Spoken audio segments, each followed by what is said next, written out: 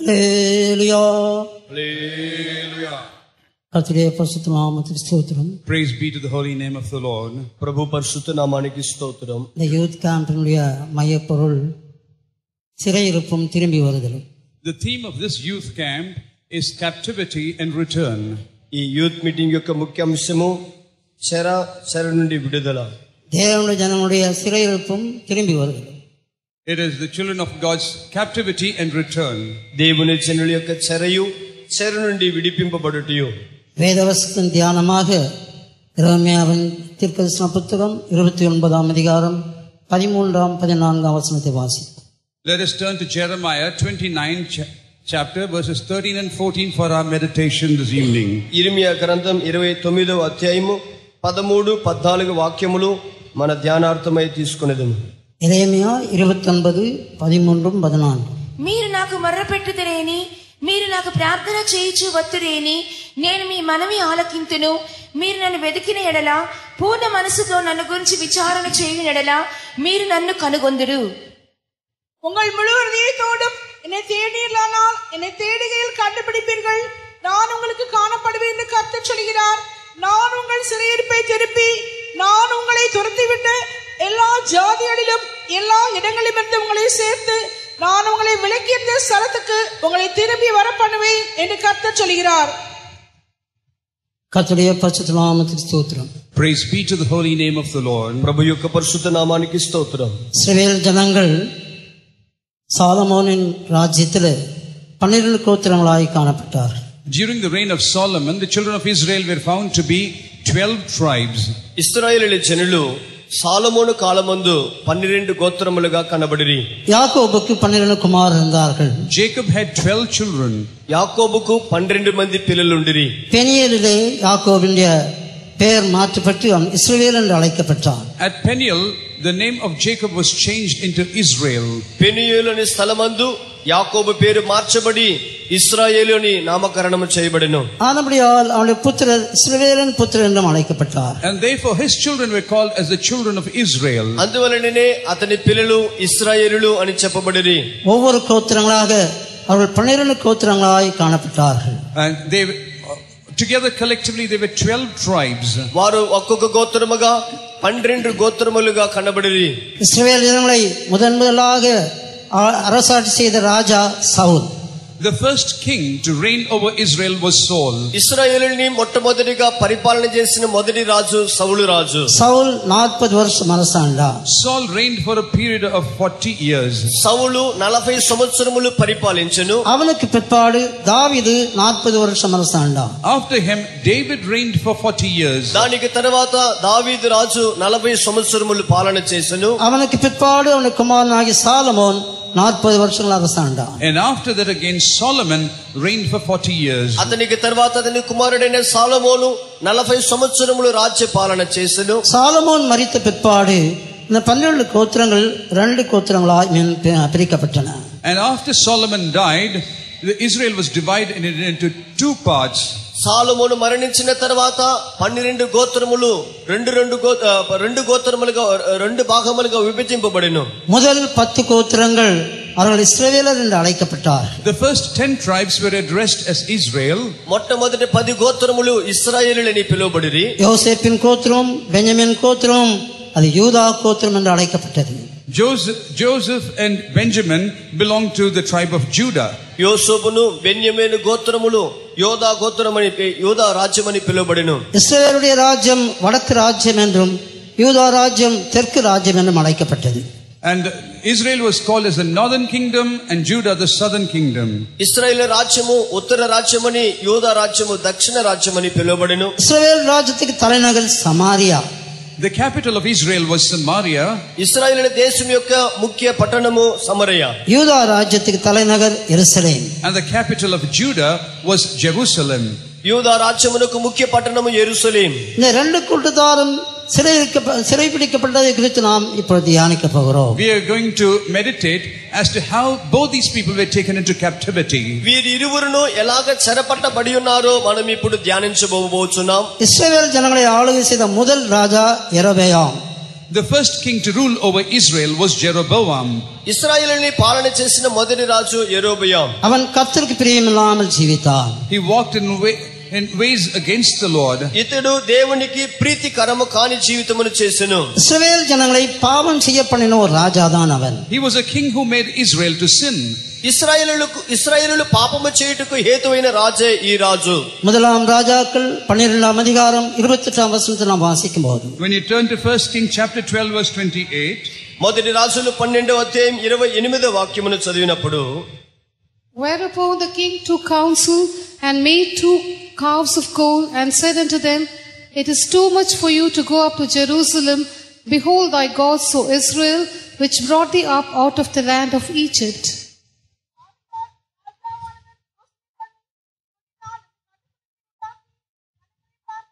நியமிக்க போகிறது உங்களுக்கு வருத்தம். இஸ்ரவேலரே, இதோ இவைகள் உங்களை எகிப்திலிருந்து வரப்பண்ண உங்கள் தேவன் என்று சொல்லி உன்னை பெத்தேலிலும் உன்னை தானிலும் స్థాపితాం.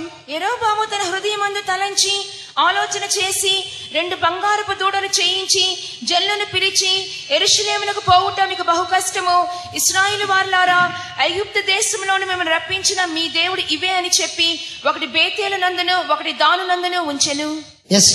இஸ்ரவேல் ஜனங்களை யெரொபெயாம் அவன் பாவம் செய்ய பண்ணினான் என்று வேதத்தில் வாசிக்கிறோம். we read that Jeroboam made Israel to sin. ఈ యెరొబెయాము ఇశ్రాయేలులు పాపము చేయుటకు కారకుడుగా మారినని వేదవాక్యములో చదువుచున్నాం. జీవనుள்ள దేవుని విட்டு విగ్రహங்களை ఆరాధిக்கும்படி அவன் வழிவகுத்தான்.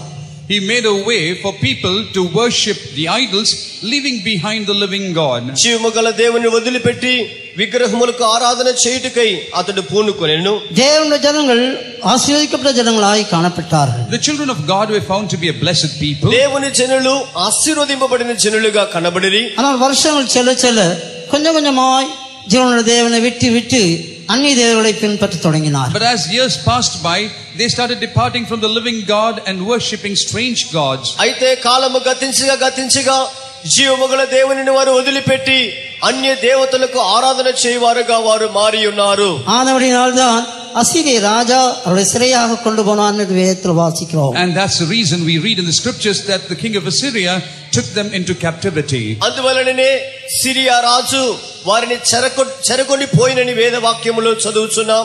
2 ராஜாக்கள் 17ஆம் அதிகாரம் 6ஆம் வசனம் வாசிங்க. Chapter 17, 1 Kings chapter 17 verse 6. 2 రాజులు 12వ అధ్యాయం 6వ వాక్యము.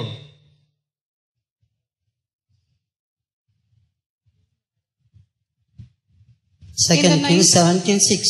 In the 9th year of Hoshea, 17:6. In the 9th year of Hoshea, the king of Assyria took Samaria and carried Israel away into Assyria and placed them in Halah and in Habor by the river of Gozan and in the cities of the Medes. ஓசியாவின் 9ஆம் வருஷத்தில் அசீரியா ராஜா சமாரியாவை பிடித்து இஸ்ரவேலை அசீரியாவுக்கு சிறையாக கொண்டு போய் அவளை இங்க நாம் பார்க்கும்போது அசீரிய ராஜா இஸ்ரவேலை சமாரியாவை அவன் சிறைபிடித்துக் கொண்டு போனான். We read that king of Assyria came and took Samaria. He besieged Samaria. అసూర్య రాజు వారిని చెరకొని పోయినట్లుగా చదువుచున్నాం. அந்த காரணம் என்ன? దీనికి కారణమేమి? What was the reason? அவர்கள் செய்யத்தகாத காரியங்களை செய்து விட்டார்கள். They did things which they were forbidden to do. వారు ఏది చేయకూడదో ఆ కార్యములను వారు చేసి ఉన్నారు. 12ஆம் வசனத்தில் நாம் என்ன வாசிக்கிறோம்? We read in the 12th verse. 2 రాజులు 17వ అధ్యాయం 12వ వాక్యములో మనం ఏం చదువుచున్నాం? For they served idols whereof the Lord had said unto them, Ye shall not do this thing. செய்யத்தகாது என்று கர்த்தர் தங்களுக்கு சொல்லி இருந்தும் நரகலான விக்கிரகங்களை சேவித்து வந்தார்கள். இப்படி செய்யத்தகாது என்று கர்த்தர் தங்களுக்கு சொல்லியிருந்தும் நரகலான விக்கிரகங்களை சேவித்து வந்தார்கள். Though God had forbidden to do certain things, they committed to themselves to do that. చేయకూడదని వేటిని గురించి యెహోవా తమకు ఆజ్ఞాపించునో వాటిని చేసి వారు పూజించుచుండిరి. அது மாத்திரமல்ல 14ஆம் வசனத்திலே அவர்கள் செவிகொடாமல் தேவனாய் கர்த்தர் மேல் விசுவாசியாமல் போன கடின கழுத்துள்ள ஜனங்களாய் காணப்பட்டார். Not only that, in the 14th verse we read, notwithstanding they would not hear but harden their necks. 14వ వాక్యమందు వారు వినని వారే తమ దేవుడైన యెహోవా దృష్టికి విశ్వాసఘాతకులైన తమ పితరుల వలె ముస్కురులైనట్లు వారును ముస్కురులైరి. அவர்கள் கர்த்தரோடு பண்ணின உடன்படிக்கைகள் முறித்து போட்டார். They broke the covenant that they had made with God. వారు దేవునితో చేసిన నిబంధనను బ్రద్దలు చేసిరి. எல்லா வசனங்களையும் வாசிக்க நமக்கு சமயம் இல்லை. நான் சுருக்கமாய் சொல்லிக் கொண்டு போகிறேன். We do not have time to read all the things, but I am going to be brief. ఈ వాక్యములన్నీ చదువుటకు సమయం లేదు కనుక క్లుప్తంగా నేను చెప్పుచున్నాను. ஆனபடியால்தான் அசீரிய ராஜா அவளை சிறையாய் கொண்டு போனான். And that's the reason the king of Assyria took them into captivity. ఇందువలననే అశ్షూరు రాజు వారిని చెరగొని పోయెను. யூதா ஜனங்களும் கூட கர்த்தருக்கு விரோதமான பாவங்களை செய்தார்கள். Even the people of Judah sinned against God. యూదా జనులు కూడా యెహోవాకు వ్యతిరేకమైన పాపమును చేసిరి. தேவனுடைய வீட்டை அவர்கள் கள்ளர் கொலையாக்கினார்கள். They made the house of God into a den of thieves. దేవుని ఇంటిని వారు దొంగల గుహగా మార్చి ఉన్నారు. அவர்களை குறித்து எரேமியா சொல்வது என்ன? What does Jeremiah say about it? వీరిని గురించి ఇర్మియా ప్రవక్త ఏం చెప్పుచున్నాడు? எரேமியா 7ஆம் அதிகாரம் 8ஆம் வசனம் முதல் 11ஆம் வசனம் வரைக்கும் வாசிக்கும் போது நாம் அதை விளங்கிக் கொள்ளலாம். When you read Jeremiah 7th chapter from verse 7 to 11, ఇర్మియా గ్రంథం 7వ అధ్యాయం 7వ వాక్యం 8వ వాక్యం నుండి 11వ వాక్యం వరకు దాన్ని మనం చదవగలం. ஆனபடியால் தேவன் அவர்களை சிறைக்கு பிடிக்கப்படுவதற்கு ஒப்பு கொடுத்தார். and therefore God committed them to captivity. ఇందువలనే దేవుడు వారి చెరలోనికి పోవుటకు యూదా జనుని అప్పగించెను. பாபிலோன் ராஜா யூதா ஜனங்களை சிறையாய் கொண்டு போனான். The king of Babylon took the people of Judah into captivity. బబులోను రాజు యూదా జనుల్ని చెరలోనికి తీసుకొని పోయెను. 2 రాజాக்கள் 25ஆம் அதிகாரம் 21ஆம் வசனத்தில் நாம் அதை வாசிக்கிறோம். We read that in 2 Kings chapter 25 verse 21. 2 రాజులు 25వ అధ్యాయం 21వ వాక్యములో దానిని గురించి మనం చదువుచున్నాం. And the king of Babylon slew them and slew them at Riblah in the land of Hamath, so Judah was carried away out of their land. ஆமா தேசின் பட்டணமான ரிப்லாவிலே வெட்டி கொன்று போட்டான். இப்படியே யூதா ஜனங்கள் தங்கள் தேசத்திலிருந்து சிறையிருப்புக்கு கொண்டு போகப்பட்டார்கள். 8ஆம் 9ஆம் வசனங்களை வாசிங்க. Verse 8 and 9. 8, 9 వాక్యములు కూడా. And in the 5th month, on the 7th day of the month, which is the 19th year of King Nebuchadnezzar, king of Babylon, came Nebuzaradan, captain of the guard, a servant of the king of Babylon, unto Jerusalem, and he burnt the house of the Lord, and the king's house, and all the houses of Jerusalem, and every great man's house burnt he with fire. 5ஆம் மாதம் 7ஆம் தேதியிலே Nebuchadnezzar என்னும் Babylon ராஜாவின் 19ஆம் வருஷத்திலே Babylon ராஜாவின் ஊழியக்காரனாகிய நெபுசராதான் என்னும் காவல் சேனாபதி எருசலேமுக்கு வந்து கர்த்தருடைய ஆலயத்தையும் ராஜாவின் அரண்மனையும் எருசலேமின் சகல கட்டடங்களையும் பெரிய வீடுகள் எல்லாவற்றையும் அக்கினியால் சுட்டெரித்து விட்டான். தேவனுடைய ஜனங்கள் சிறைபிடிக்கப்பட்டது ஏன்? Why were the children of God taken into captivity? దేవుని జనులు ఎందుకు చెరపట్టబడుచున్నారు? ஏற்கனவே நான் சொன்னது போல ஜீவனுள்ள தேவனை விட்டு அந்நிய தேவனை பின்பற்றினார்கள். As I already mentioned, they left the living God and started following after strange gods. ఇంతకు ముందు నేను చెప్పినట్లుగానే జీవముగల దేవునిని వారు వదిలిపెట్టి అన్య దేవతలకు వారు పూజించుచుండిరి. విగ్రహారాధనకు తங்களை ఒప్పు கொடுத்தார். They committed themselves to idolatry. వారు విగ్రహారాధనకు తమను అప్పగించుకొని ఉండిరి. தேவனோடு பண்ணின உடன்படிக்கைகளை முறித்து போட்டார். They broke the covenants that they made with God. దేవునితో చేసినటువంటి నిబంధనలు వారు బ్రద్దలు చేసి ఉన్నారు. ஆனபடியால்தான் தேவன் அவரை சிறையிருப்புக்கு ஒப்பு கொடுத்தார். And that's the reason God committed them to captivity. ఇందు నిమిత్తమే దేవుడు వారిని చెరలోనికి పోవుటకై అప్పగించెను. இவைகள் ரெண்டும் சரித்திர நிகழ்ச்சிகளாக இருந்தாலும் கூட, though these things are historical in nature, ఈ రెండు సంభవములు చరిత్రలో జరిగిన సంభవములైనను புதிய ஏற்பாட்டில் ஜீவிக்கிற நமக்கு அது ஆவிக்குரிய கருத்துக்களை வெளிப்படுத்துகிறது. we who are living in the New Testament period, it becomes a spiritual meaning. అయితే కృత నిబంధనలో నుంచి జీవించుచున్న మనకి ఈ సంభవములు మనకి ఆత్మీయ భావాలను తెలియజేయుచున్నవి. இஸ்ரவேல் ஜனங்களை குறித்து தேவன் தம்முடைய சொந்த ஜனங்கள் என்று அவர் சொன்னார். About the people of Israel, God claimed them to be His own people. ఇశ్రాయేలు జనుల గురించి దేవుడు వారు తమ స్వకీయులని చెప్పి దేవుడు వారిని గురించి చెప్పెను. நீங்கள் எனக்கு ஆசாரிய ராஜ்யமும் பரிசுத்த ஜாதியுமா இருக்கிறீர்கள் என்று சொன்னார். You are a royal priesthood and a holy nation. మీరు నాకు పరిశుద్ధమైన జనము యాజక రూపమైన సమూహముగా ఉందురని చెప్పెను. அப்படிப்பட்ட ஜனங்களை தேவனே சிறையிருப்புக்கு ஒப்பு கொடுத்தார். Such a people God Himself committed to captivity. ఇటువంటి జనుల్ని దేవుడే చెరలోనికి పోటుకై అప్పగించెను. நம்முடைய ஆவிக்குரிய జీవితంలో கூட Even in our spiritual life, మన ఆత్మీయ జీవితమందును கர்த்தர் நமக்கு ஏராளம் நன்மைகளை செய்திருக்கிறார். God has given us plenty of blessings. ప్రభు మనకి అనేకమైన మేలులు చేసి ఉన్నాడు. பாவத்தின் அடிமைத்தனத்தை நம்மை விடுதலையாக்கி நமக்கு ரட்சிப்பை தந்திருக்கிறார். Delivering us from the bondage of sin, he has given us freedom. పాపం అనే దాస్యములో నుండి ప్రభు మనకి విడుదలనిచ్చి రక్షణను అనుగ్రహించి ఉన్నాడు. பரிசுத்த ஆவியானவர் நம்மை அபிஷேகம் பண்ணி பரலோக சந்தோஷத்தை நமக்கு தந்திருக்கிறார். Having anointed with the Holy Spirit, he has given us heavenly joy. పరిశుద్ధాత్మ అభిషేకముతో మనల్ని అభిషేకించి పరలోక సంతోషాన్ని దేవుడు మనకి ఇచ్చి ఉన్నాడు. உலகம் தரக்கூடாத பரலோக சந்தோஷத்தை கர்த்தர் நமக்கு தந்திருக்கிறார். A joy which the world cannot give, a heavenly joy has God given us. లోకం ఇవ్వలేనటువంటి పరలోక సంతోషమును దేవుడు మనకు అనుగ్రహించి ఉన్నాడు. உலகம் தரக்கூடாதும் உலகம் எடுக்கக்கூடாதுமான சமாதானத்தை அவர் நமக்கு தந்திருக்கிறார். God has given us a peace which the world can not give as well as the world cannot take. లోకము ఇవ్వనటువంటి లోకము తీసివేయలేనటువంటి పరలోక సంతోషాన్ని దేవుడు మనకు అనుగ్రహించి యేసు ఉన్నాడు. சொன்னார், என் சமாதானத்தை நான் உங்களுக்கு வைத்து போகிறேன். Jesus said that I leave my peace with you. యేసు చెప్పి ఉన్నాడు, నా శాంతినే మీకు అనుగ్రహించి వెళ్ళుచున్నాను. நமக்கு எத்தனையோ ஆவிக்குரிய ஆசீர்வாதங்களை தந்திருக்கிறார். He has given us many spiritual blessings. ఇలాగా ఎన్నో విధములైన ఆత్మీయ ఆశీర్వాదములను దేవుడు మనకు అనుగ్రహించి ఉన్నారు. கர்த்தரிடத்திலிருந்து அநேக ஆவிக்கு அனுபவங்களை நாம் பெற்றிருக்கிறோம். From the Lord we have received all the spiritual experiences. దేవుని యొద్ద నుండి అనేక ఆత్మీయ అనుభవములను మనము పొంది ఉన్నాము. ஆழமான சத்தியங்கள் உபதேசங்களை கர்த்தர் நமக்கு வெளிப்படுத்தியிருக்கிறார். Deeper truths and teachings God has given us. లోతైనటువంటి సత్యములను ఉపదేశములను ప్రభు మనకు బయలుపరిచి ఉన్నారు. நம்மை நடத்தும்படியாய் அப்போஸ்தலர் ஊழியரை நமக்கு தந்திருக்கிறார். In order to lead us, God has given us apostolic ministers. మనల్ని నడిపించి నిమిత్తమై అపోస్తలులను సేవను దేవుడు మనకు అనుగ్రహించి ఉన్నాడు. நமக்காய் ஜெபிக்கும்படி தேவ ஜனங்களை தந்திருக்கிறார். In order to pray for us, he has raised the people of God. మన నిమిత్తమై ప్రార్థన చేయుటకై దేవుని జనులను ప్రభు ఇచ్చి ఉన్నాడు. எல்லாவற்றுக்கும் மேலாக ஆவிக்குரிய ஜீவித்தை ஜெயத்தோடு ஜெயித்து முடிக்கும்படியாய் நமக்கு தேவனுடைய கிருபை நமக்கு அளவில்லாமல் தந்திருக்கிறார். Above all the things, an unlimited grace in order to lead a victorious life. అన్నిటికి పైగా ఆత్మీయ జీవితమును జయకరంగా చేసి ముగించేదాని కొరకై దేవుడు తన కృపను మనకు అనుగ్రహించి ఉన్నాడు. இத்தனை ஆசீர்வாதங்களையும் ஆவிக்குரிய அனுபவங்களையும் பெற்ற நாம் கர்த்தருக்கு பிரியமாய் ஜீவித்து அவரை எப்போதும் அண்டிக் கொள்ள வேண்டும். We who have received such great blessings, we have to live like him and hold on to him.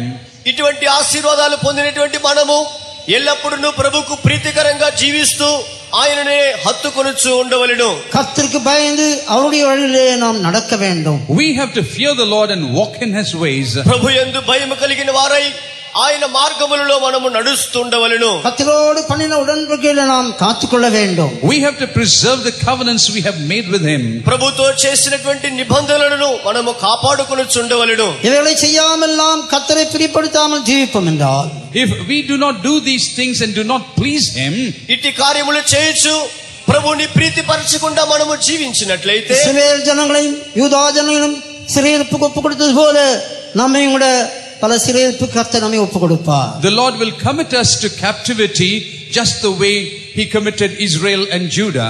ఇశ్రాయేలు జనులను యూదా రాజ్యమును ఏ విధంగా దేవుడు చెరలోనికి అప్పగించినాడో అలాగనే మనమును చెరపడుటకై దేవుడు మనల్ని అప్పగించును. பாவம் ஒரு சிறையிருப்பு, Sin is a captivity. పాపము అనేది ఒక చెర, வியாதி ஒரு சிறையிருப்பு, Sickness is a captivity. వ్యాధి అనేది ఒక చెరసాల, மரணம் ஒரு சிறையிருப்பு, மரண பயம் ஒரு சிறையிருப்பு, The sorrow of fear death, of death.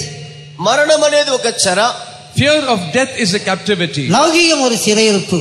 The love of the world is a captivity. లౌకికం అనేది ఒక చెరసాల.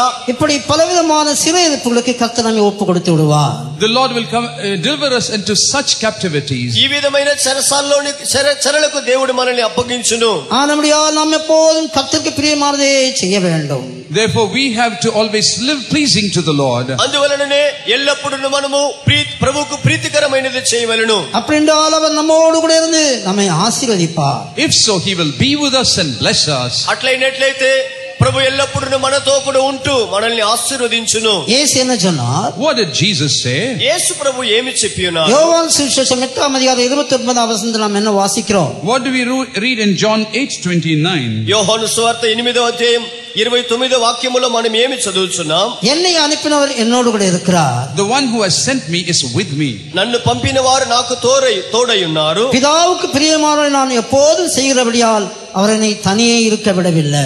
Since I always do those things which please him, the Father has not left me alone. ఆయనకి ఇష్టమైన కార్యము నేను ఎల్లప్పుడూ చేయదును గనుక ఆయన నన్ను ఒంటరిగా విడిచిపెట్టలేదని. ஆனபடியால் பிதாவுக்கு பிரியமானவரை இயேசுவுக்கு பிரியமான நாம் எப்போதும் செய்து கொண்டிருக்க வேண்டும். Therefore we have to live pleasing to the Father and Jesus. అందువలన తండ్రికి యేసుకు ప్రీతికరమైన కార్యములను ఎల్లప్పుడూ మనము చేయించు ఉండవలెను. எப்பொழுதும் எல்லா இடங்களிலும் நாம் கர்த்தருக்கு பிரியமானவரை ஜீவிக்க வேண்டும். Always, in all times, we have to always live pleasing to Jesus. ఎల్లప్పుడూ ఎల్లవేళలా మనము ప్రభువుకు ప్రీతికరంగానే జీవిస్తూ ఉండవలెను. நாம் எப்போதும் கர்த்தருக்கு பயந்து நடக்க வேண்டும். We have to always walk in the fear of the Lord. ఎప్పుడూ ప్రభువుకు భయపడుచు నడవలెను. எப்பொழுதும் பயந்திருக்கிறவன் பாக்கியவான் என்று வேதத்தில் வாசிக்கிறோம். We read in the scriptures, blessed is the man who always fears. ఎల్లప్పుడూ భయము కలిగి నడుచుకున్న మనుషుడు ధన్యుడని వేద వాక్యములో మనము చదువుచున్నాము. இன்றைக்கு கிறிஸ்தவ உலகத்திலே கர்த்தருக்கு பயப்படும் பயம் குறைந்து கொண்டே போகிறது. In the world of the Christendom today, the fear of the Lord has been decreasing. క్రైస్తవ లోకములో ఈ దినాల్లో దేవునికి భయపడే భయము తరిగిపోవచ్చు ఉన్నది. கர்த்தருக்கு பயப்படுதல் என்றால் அர்த்தம் என்ன? What is the meaning of the fear of the Lord? యెహోవాకు భయపడుట అంటే అర్థం ఏమిటి? நான் என்ன செய்தாலும் எங்கு போனாலும் கர்த்தரை பார்த்து கொண்டே இருக்கிறார். Wherever I go and whatever I do, the Lord is watching me. నేను ఏమి చేసినను ఎక్కడికి వెళ్ళుచున్నను దేవుడు నన్ను చూస్తూ ఉన్నాడనే గ్రహింపు కలిగి ఉండుటయే. நான் என்ன பேசினாலும் கர்த்தரை கேட்டுக்கொண்டே இருக்கிறார். Whatever I speak, the Lord is listening to it. నేను ఏది మాట్లాడినను ప్రభు దానిని వింటూ ఉన్నారు. சுருக்கமா சொல்ல போனால் கர்த்தரை காண்கிறார் என்ற உணர்வுதான் கர்த்தருக்கு பயப்படும் பயம். To say it briefly, the sensing that God is always watching over me is the fear of God. క్లుప్తంగా చెప్పాలంటే ప్రభు నన్ను ఎల్లవేళలా చూస్తున్నాడనే గ్రహింపు కలిగి ఉండేదే దేవునికి భయపడి ఉండుట. யோசேப்பின் ஜீவிதத்தில் நாம் பார்க்கும்போது, when we examine the life of Joseph, యోసేపు యొక్క జీవితాన్ని మనం చూసినప్పుడు போத்திபேரின் மனைவி அவனை பாவத்துக்கு இழுக்கிறாள். the wife of Potiphar was drawing him into sin. Potiphar యొక్క భార్య పాపము చేయుట కొరకై అతనిని ప్రేరేపించెను. அதுக்கு யோசேப்பு சொன்ன பதில் என்ன?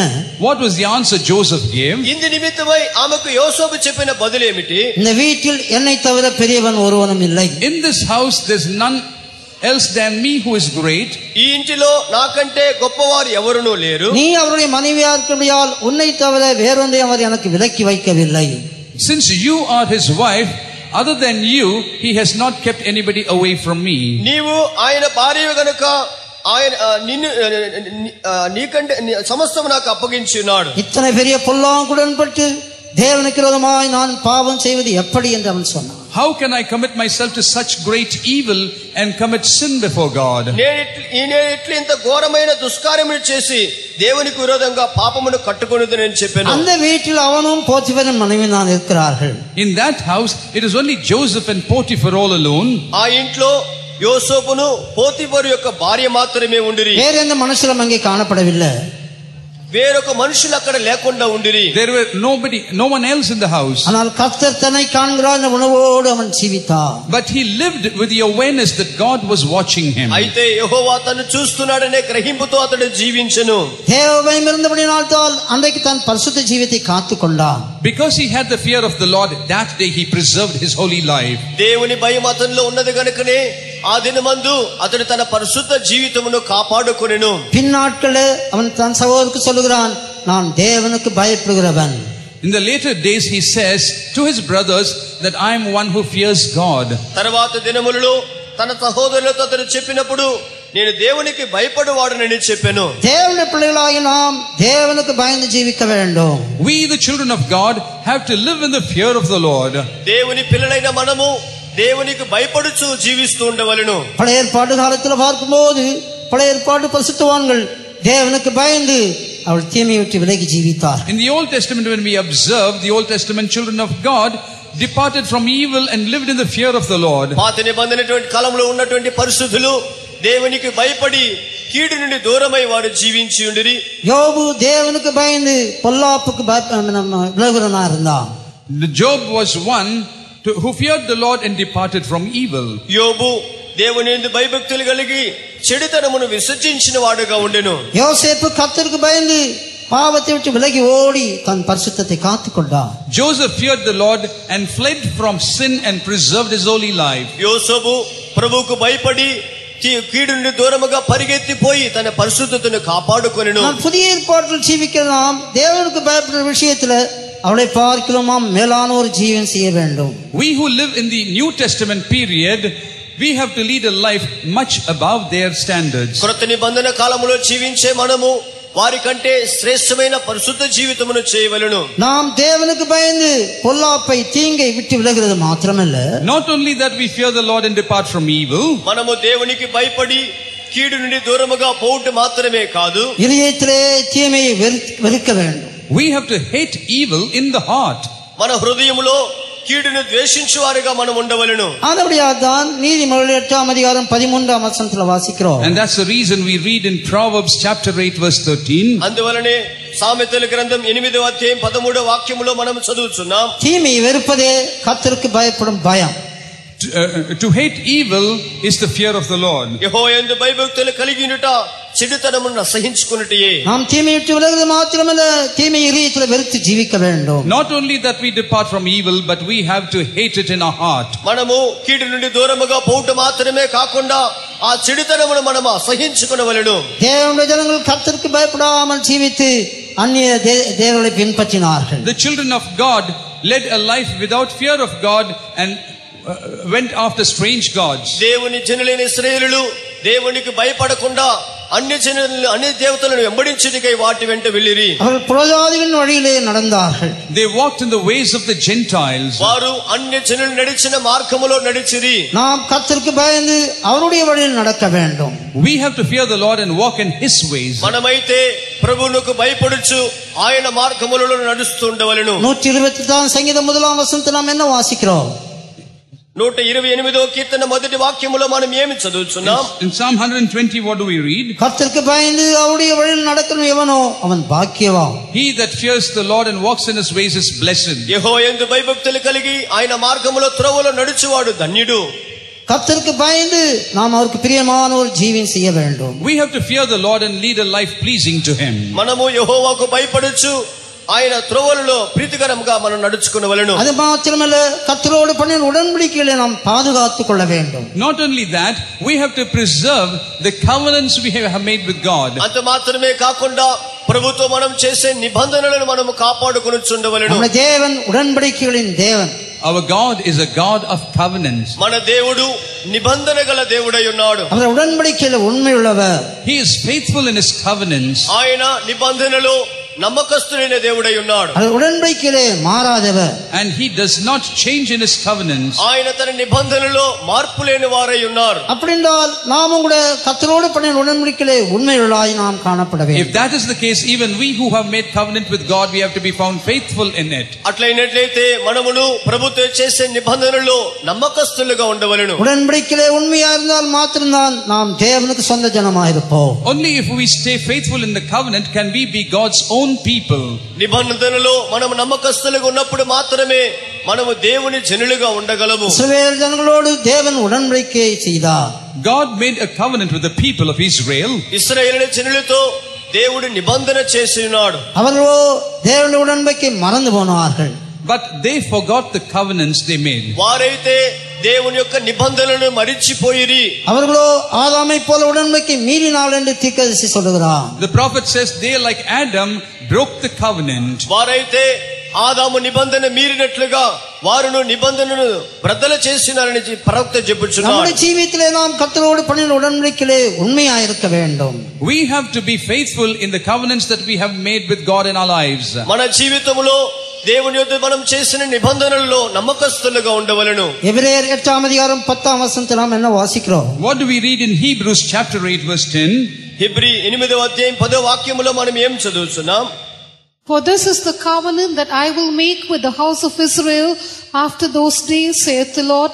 I will put my laws into their mind and write them in their hearts, and I will be to them a God, and they shall be to me a people. அந்த நாட்களுக்கு பின்பு நான் இஸ்ரவேல் குடும்பத்தாரோடு பண்ணும் உடன்படிக்கையாவது என்னுடைய பிரமாணங்களை அவருடைய மனதிலே வைத்து அவருடைய இதயங்களில் அவளை எழுதுவேன். நான் அவர்கள் தேவனாயிருப்பேன், அவர்கள் என் ஜனமாயிருப்பார்கள். என்னுடைய பிரமாணங்களை அவருடைய மனதிலே வைத்து அவருடைய இதயங்களிலே எழுதுவேன்.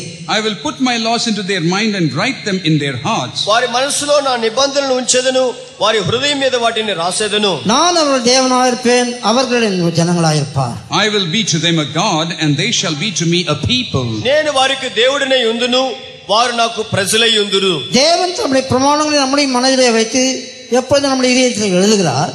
When does God put his laws into our minds and write them in our hearts? దేవుడు మన మనసులో తన ధర్మ విధులను ఎప్పుడు ఉంచి మన హృదయములో వాటిని ఎప్పుడు రాయిచున్నాడు? நாம் రక్షిக்கப்பட்டபோது, At the time when we were saved. మనము రక్షింపబడిన ఆ దినమందు பெந்தேகோஸ்து நாளிலே பேதுருவின் பிரசங்கத்தை கேட்டதான யூதர்கள் என்ன செய்தார்கள்?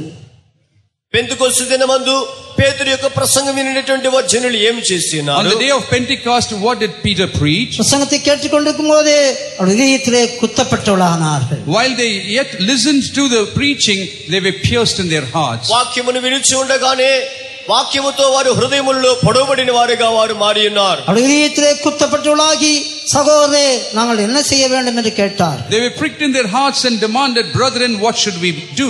వారు తమ హృదయములో కూర్చబడిన వారై, సహోదరులారా మేము ఏమి చేయవలనని వాడు అడిగి ఉన్నారు. ஏனென்றால் தேவன் தம்முடைய பிரமாணங்களை அவருடைய இதயத்தில் எழுதும்போது இதயம் குத்தப்பட்டது.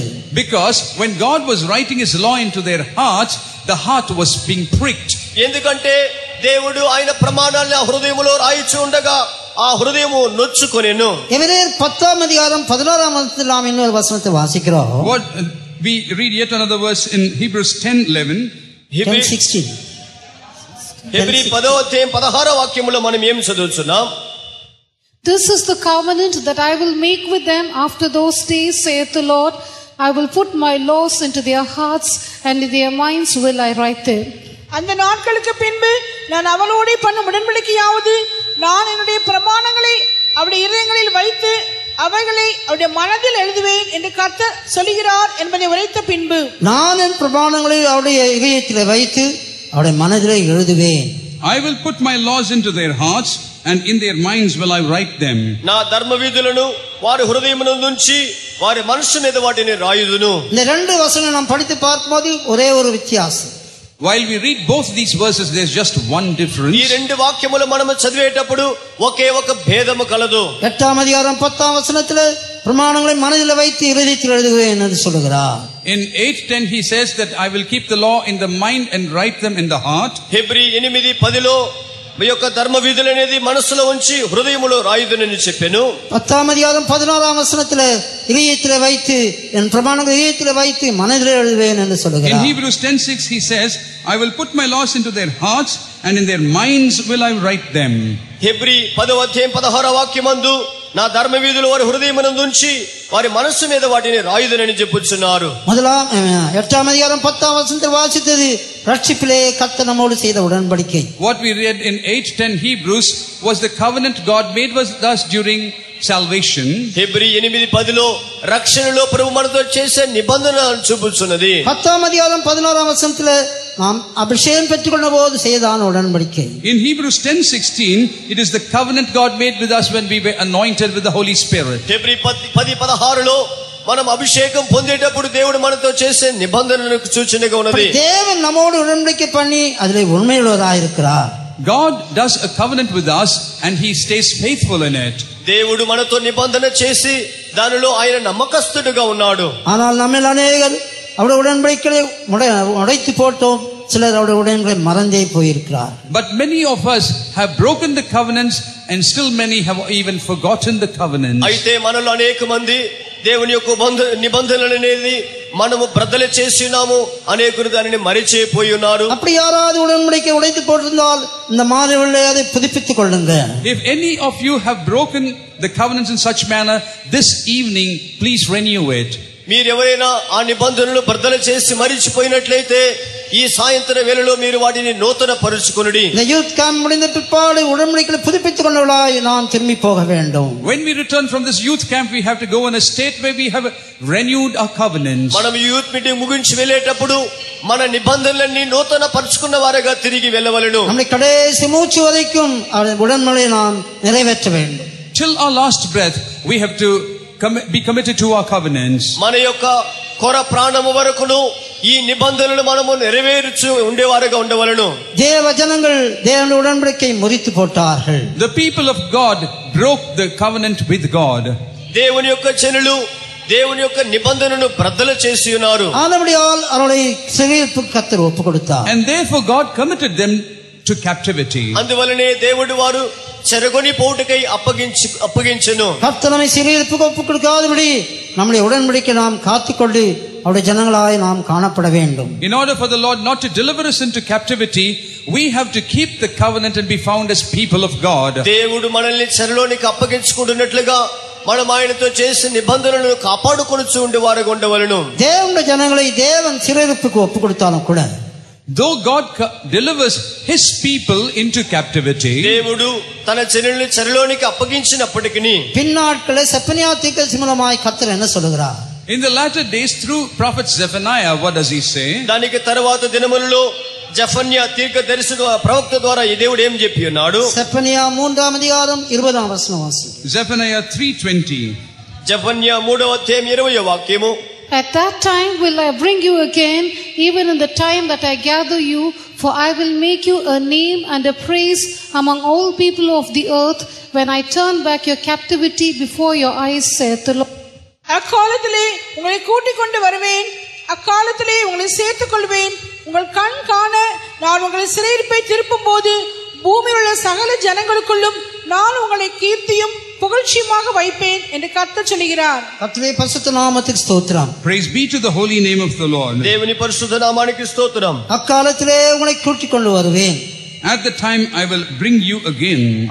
అకాలమందు మిమ్మల్ని నేను తీసుకుని రప్పించెదను. அக்காலத்திலே உங்களை சேர்த்துக் கொள்வேன். Even in that time I gather you. ఆ కాలమందు మిమ్మల్ని సమకూర్చుదును. உங்கள் கண் காண நான் உங்கள் சிறையிருப்பை திருப்பும் போது பூமியில் சகல ஜனங்களுக்குள்ளும் நான் உங்களை கீர்த்தியும் புகழ்ச்சியுமாக வைப்பேன் என்று சொல்கிறார். For I will make you a name and a praise among all the people of the earth, when I turn back your captivity before your eyes, saith the Lord. మీ కన్నులు చూస్తుండగా మిమ్మల్ని చెరలో నుండి సమకూర్చినప్పుడు అది మీకు జనులందరి దృష్టికి ఖ్యాతిగా మంచి పేరుగా అది మార్చబడును. நம்முடைய ஜீவித்திலே கர்த்தர் ஒருவேளை சிறையிருப்புக்கு நம்மை ஒப்பு கொடுத்திருப்பார் என்றால், if God had delivered us into captivity, మన జీవితమును కూడా దేవుడు చెరలోనికి అప్పగించినట్లయితే, நம்முடைய குற்றங்கள் குறைகளை உணர்ந்து நாம் கர்த்தரை பக்கமாய் திரும்புவோம் என்றால், when we are convicted of our faults and turn towards the Lord, మన యొక్క తప్పిదములను పొరపాట్లను గ్రహించిన వారై ప్రభు యొద్దకు మనము తిరిగినట్లయితే, நம்மை உடைய சிறையிருப்பிலே கர்த்தர் திருப்பிக் கொண்டு வருவார். even us the Lord will return from the captivity. మనల్ని కూడా దేవుడు చెరలో నుండి బయటికి రప్పించును. கர்த்தர் நம்மை ஆதி அன்புக்கு கொண்டு வருவார். The Lord will bring us back into the first love. దేవుడు మనల్ని ఆది ప్రేమలోనికి తీసుకుని వచ్చును. நாம் ஒருபோதும் ஆதி அன்பை விட்டுவிடக்கூடாது. We should never forsake our first love. మనము ఎప్పటికీ ఆది ప్రేమను కోల్పోకూడదు. எபேசு சபைக்கு ஆவியானவர் என்ன சொல்கிறார்? What does the Spirit of God say to the church of Ephesus? ఎఫెసీ సంఘమునకు ఆత్మదేవుడు ఏం చెప్పి ఉన్నారు? நீ ஆதியிலே கொண்டிருந்த அன்பை விட்டுவிட்டாய் என்று உன் பேரில் எனக்கு குறை உண்டு. I have a shortfall against you, that you have left behind the first love. నీకున్నటువంటి మొదటి నీకుండిన ప్రేమను నీ వదిలితివని దేవుడు చెప్పి ఉన్నాడు. ஆனபடியால் நீ மனம் திரும்பி ஆதியிலே செய்த கிரியைகளை செய்வாயாக. Therefore repent and return to your first works. అందువలన నీవు మారు మనస్సు పొంది మొదటి క్రియలను చేయుదుగాక. தேவனுடைய ஜனங்களாகி நாம் ஆதி அன்பிலே நிலைத்திருந்தால் மாத்திரம்தான் கர்த்தருடைய வரையில் எடுத்துக்கொள்ளப்பட முடியும். We the children of God, only if we abide in the first love shall we be taken up in the coming of the Lord. దేవుని చెల్లిన మనము ఆది ప్రేమను కాపాడుకున్నప్పుడే ప్రభు రాకడలో ఎత్తబడగలము. ஒரு காலத்திலே ஆதி அன்பில் ஜீவித்த போது நம்முடைய ஜீவியம் எப்படி காணப்பட்டது? How was our life found in those days when we lived in our first love? ప్రారంభములో మొదటి ప్రేమలో మనం ఉండినప్పుడు మన జీవితం ఏ విధంగా కనబడెను? கர்த்தருக்காய் எதையும் மனப்பூர்வமாய் செய்ய ஆயத்தமாயிருந்தோம். We were ready to do anything for the sake of the Lord with wholeheartedly. ప్రభు నిమిత్తమై దేనిని మనము చేసినప్పటికీ చేయవలెనప్పటికీ పూర్ణ హృదయం గలవారుగా మనపూర్వకం గలవారుగా ఉంటిమి. நம்மில் அநேகர் ஆதி அன்பை விட்டுவிட்டிருக்கிறார். But many of us have forsaken the first love. అయితే మనలో అనేక మంది మొదట ఉండిన ప్రేమను వదిలిపెట్టి ఉన్నారు. ஆதி அன்பை விட்டுவிட்டால் என்று எப்படி தெரியும்? How can we sense whether we have left the first love? మనకున్నటువంటి మొదటి ప్రేమను మనము వదిలితిమని ఎలాగ మనము తెలుసుకోగలము? ஆவிக்குரிய ஜீவிதத்தில் எல்லாவற்றையும் மனப்பூர்வமாக அல்ல, எல்லாவற்றையும் கடமைக்காகவே செய்து கொண்டிருப்பார்கள். all aspects of our spiritual life, we will not be doing it wholeheartedly, but as a duty. ఆత్మీయ జీవితములో మనము చేయ కార్యములన్నీ మనపూర్వకమైనదిగా చేయకుండా ఏదో చేయవలనని మనము చేయటం వలన మనం తెలుసుకొనగలం. தேவனை ஆராதிப்பது கடமைக்காக.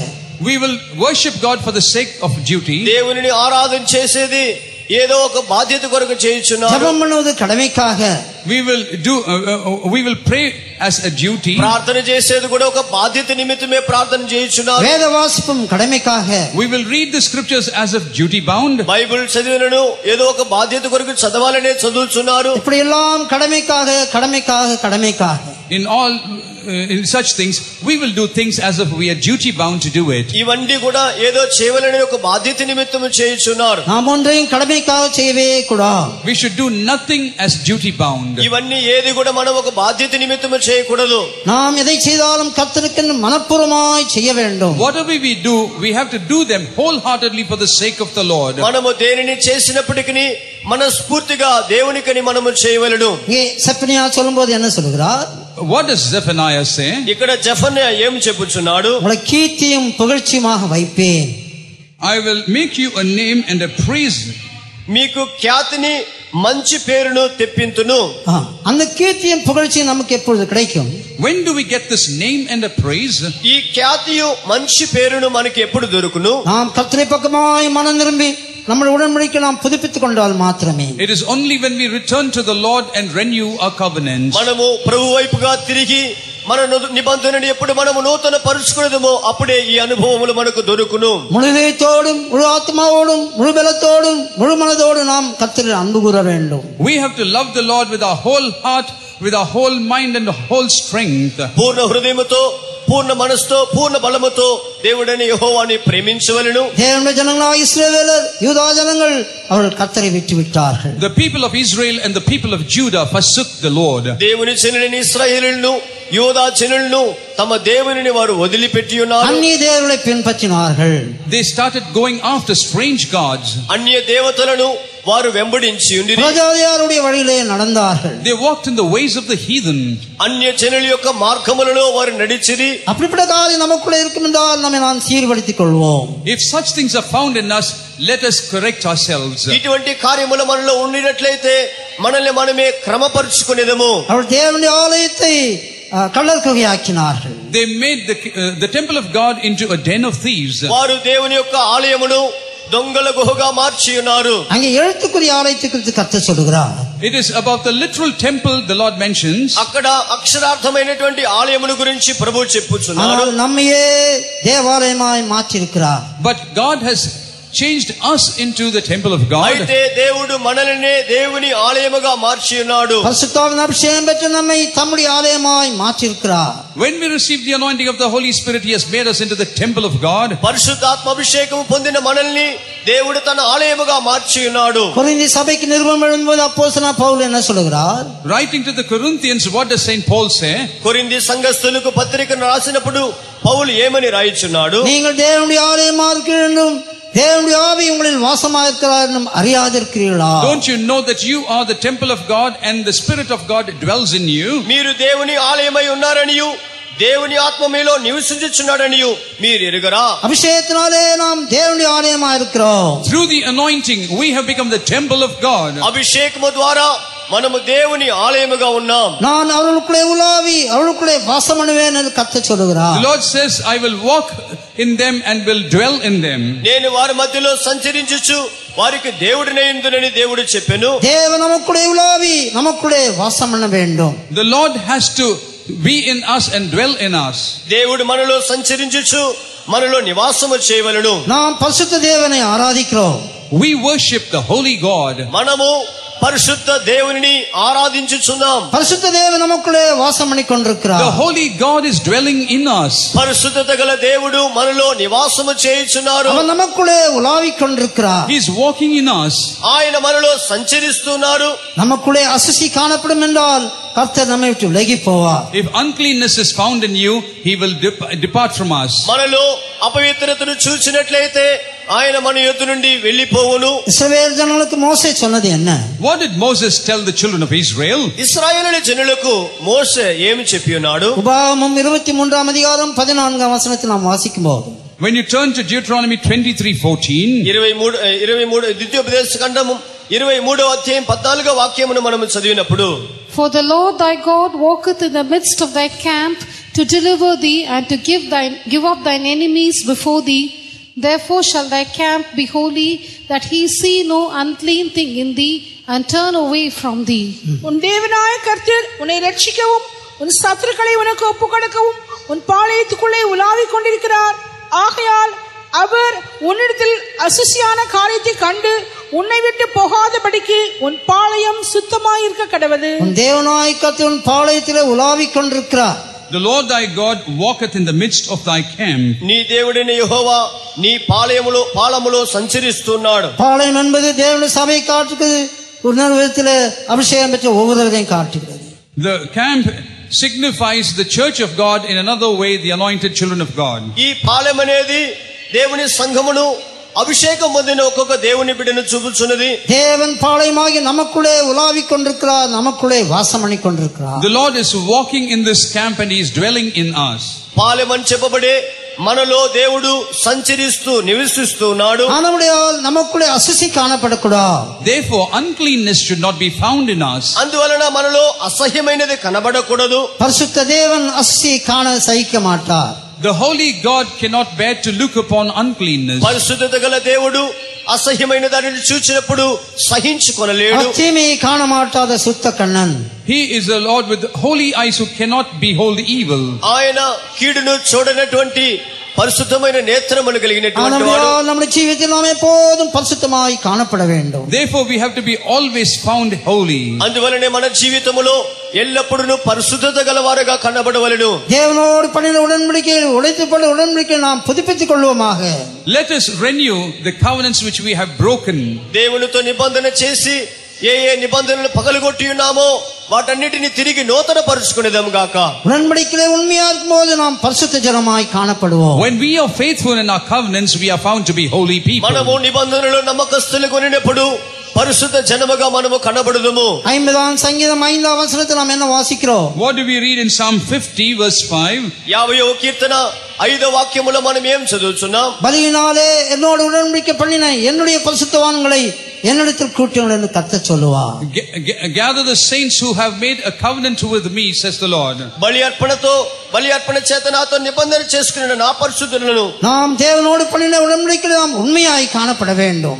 We have to be found faithful in the covenant we have made with God. దేవునితో చేసిన నిబంధనలో నమ్మకస్తులుగా కనబడవలెను. எவ்வளவு கஷ்டமா இருந்தாலும் நமக்கு விருப்பம் இல்லாமல் இருந்தாலும் நாம் உடன்படிக்கை செய்தோமே அதை நாம் நிறைவேற்றத்தான் வேண்டும். However difficult or against our desire, but we have made a covenant with God and we have to fulfill it. మనకి ఎంత కష్టమైనను ఇష్టము లేకపోయినప్పటికీ మనము నిబంధన చేసి ఉన్నామే ఆ నిబంధనను మనము నెరవేర్చేవారుగా ఉండవలెను. என்னோடு பண்ணின உடன்படிக்கை உண்மையா இருந்த பரிசுத்தவான்களை என்னோடு கூட்டுங்கள் என்று கர்த்தர் சொல்லும்போது, when the Lord says gather my saints together, those who have made a covenant with me, నాతో చేసిన నిబంధనలో నమ్మకస్తులైన నా భక్తులను సమకూర్చుమని చెప్పినప్పుడు பரிசுத்தவான்களுடைய அரிசியிலே நீங்களும் நானும் காணப்பட வேண்டும். You and I have to be found in this order of saints. ఆ పరిశుద్ధుల యొక్క సహవాసములో మీరును నేనును కనబడవలెను. எல்லாரும் கொஞ்ச நேரம் கண்களை மூடுவோம். Let us all close our eyes for a while. అందరూ కొంచెం సేపు కన్నులు మూసుకొనేదము. మన జీవితం நாம் ఆరాய்ந்து பார்ப்போம். మన జీవితమును మనం పరీక్షించుకొనేదము. தேவனோடு பண்ணின உடன்படிக்கையிலே நாம் உண்மையா இருக்கிறோமா? Are we faithful in the covenant we have made with God? దేవునితో చేసిన నిబంధనలో మనం నమ్మకస్తులుగా ఉన్నామా? లేదంటే அந்த உடன்படிக்கை நாம் మురిத்து పోట్టుக்கிறோமா? Or have we broken those covenants? లేదనేట్లయితే మన నిబంధనను మనం బద్దలు చేసి ఉన్నామా? உடன்படிக்கை நாம் புதுப்பித்துக் கொள்வோமாக. Let us renew our covenant. నిబంధనను నూతనపరచుకొనేదాం గాక. கடைசி மட்டும் உடன்படிக்கையிலே நாம் உண்மையாய் காணப்படுவோம். Unto the end let us be found faithful in our covenant. చివరి వరకు నిబంధనలో మనం నమ్మకస్తులుగా కనబడుదుము. அப்படினால் நாம் பரிசுத்தவான்கள் வரிசையிலே காணப்படலாம். If so, we will be found in the order of the saints. అట్లనేట్లయితే పరిశుద్ధుల యొక్క వరుసలో మనమును కనబడగలము. సెఫనియావిని వాసిత போல கர்த்தர் நம்மை கீர்த்தியும் புகழ்ச்சியுமாய் வைப்பார். Like the way we read in Zephaniah, he will keep us as a name and a praise. జెఫన్యాలో మనము చదివినట్లు దేవుడు మనకి ఖ్యాతిని మంచి పేరును తెచ్చును. அதனுடைய அர்த்தம் என்ன? What is the meaning of this? దాని అర్థం ఏమిటి? ஏசாயா 61 அதிகாரம் 9 வசனத்தை நாம் வாசிக்கும்போது, When you turn to Isaiah 61 verse 9, యెషయా గ్రంథం 61వ అధ్యాయం 9వ వాక్యాన్ని చదివినప్పుడు, And their seed shall be known among the Gentiles, and their offspring among the people. All that see them shall acknowledge them, that they are the seed which the Lord hath blessed. அவர் சந்ததியானது ஜாதிகளின் நடுவிலும் சந்தானமானது ஜனங்களின் நடுவிலும் அறியப்பட்டிருக்கும். அவரை பார்க்கிற யாவரும் அவர்கள் கர்த்தரால் ஆசீர்வாதம் பெற்ற சந்ததி என்று அறிந்து கொள்வார்கள். ஆசீர்வாதமுள்ள சந்ததி என்று அறிந்து கொள்வார்கள். They will acknowledge that they are a blessed generation. వారు యెహోవాను ఆశీర్వదింపబడిన జనమని చెప్పబడుదురు. ఆమెల్లాரும் ఆశీర్వాదముள்ள సందదియాయి మారலாம். We all will become a generation of blessed people. మనమందరమును ఆశీర్వదింపబడిన సంతానముగా మార్చబడవచ్చును. మల్కియా 3:12 వాసింగే. Malachi 3:12. మలాకి 3:12. And all nations shall call you blessed, for ye shall be a delightsome land, saith the Lord of hosts. அப்பொழுது எல்லா ஜாதிகளும் உங்களை பாக்கியவான்கள் என்பார்கள், தேசம் விரும்பப்படத்தக்கதா இருக்கும் என்று எல்லா ஜாதிகளும் உன்னை பாக்கியவான்கள் என்று சொல்வார். All nations shall call you blessed. అన్ని జనులందరూ మిమ్మును ధనిలని చెప్పుకొందురు. நாம் கர்த்தருக்கு பயந்து அவருடைய வழியில் நடக்கும்போது, When we fear the Lord and walk in His ways, మనము దేవునికి భయపడి ఆయన మార్గములో నడిచినప్పుడు, அவரோடு பண்ணின உடன்படிக்கை நாம் உண்மையா இருக்கும்போது, when we are faithful in the covenants that we have made with Him, ఆయనతో చేసిన నిబంధనలో మనం నమ్మకస్తులుగా ఉన్నప్పుడు, கர்த்தர் நம்மை கீர்த்தியும் புகழ்ச்சியுமாக மாற்றுவார். the Lord will make us a name and a praise. దేవుడు మనకి ఖ్యాతియు మంచి పేరును రప్పించును. எல்லாரும் நம்மை பாக்கியவான்கள் என்று சொல்லுவார்கள். And all will call us as blessed. అందరూ మనల్ని ధన్యులని చెప్పుదురు. உங்கள் குடும்பத்திலே நீங்கள் பாக்கியவான்களாக இருப்பீர்கள். In the family you will be a blessed person. మీ కుటుంబములో మీరు ధన్యులుగా ఉందురు. நீங்கள் படிக்கிற ஸ்கூல்ல காலேஜஸ்ல நீங்கள் பாக்கியவான்களாக இருப்பீர்கள். In your school or college you will be a blessed person. మీరు చదివే స్కూల్లో కాలేజీలో ధన్యులుగా ఉందురు. நீங்கள் வேலை செய்கிற இடங்களிலே பாக்கியவான்களாக இருப்பீர்கள். In the place where you work you will be blessed. మీరు పనిచేసే స్థలములో ధన్యులుగా కనబడుదురు. எங்கு போனாலும் பாக்கியவான்களாய் காணப்படுவீர்கள். In all places you will be blessed. మీరు ఎక్కడికి వెళ్ళినను ధన్యులుగా మీరు కనబడుదురు. அப்படிப்பட்ட அனுபவத்தை பெற்றுக்கொள்ள முடியாது நாம் முற்றிலுமாய் நம்ம ஒப்புக்கொடுப்போமாக. In order to receive such a blessing, let us completely commit ourselves. ఇట్టి ధన్యకరమైన అనుభవం నిమిత్తమై మనల్ని మనమే సంపూర్తిగా సమర్పించుకొనేదము. கர்த்தர் நம்மை கீர்த்தியும் புகழ்ச்சியுமாக மாற்றுவார். The Lord will make us a name and a praise. దేవుడు మనల్ని ఖ్యాతియు మంచి పేరు గలవారుగా మార్చును. கர்த்தரின் பக்கமாய் நாம் திரும்புவோம். We will return. యెహోవా పక్షముగా మనము తిరుగుదుము. கர்த்தரோடு பண்ணின உடன்படிக்கை நாம் உண்மையா இருப்போம். Let us be faithful in the covenant that we have made with God. దేవునితో చేసిన నిబంధనలో మనము నమ్మకస్తులుగా ఉందుము. கர்த்தர் தாமே நமக்கு உதவி செய்வாராக. The Lord will enable us. ప్రభు తానే మనకు సహాయం చేయను గాక.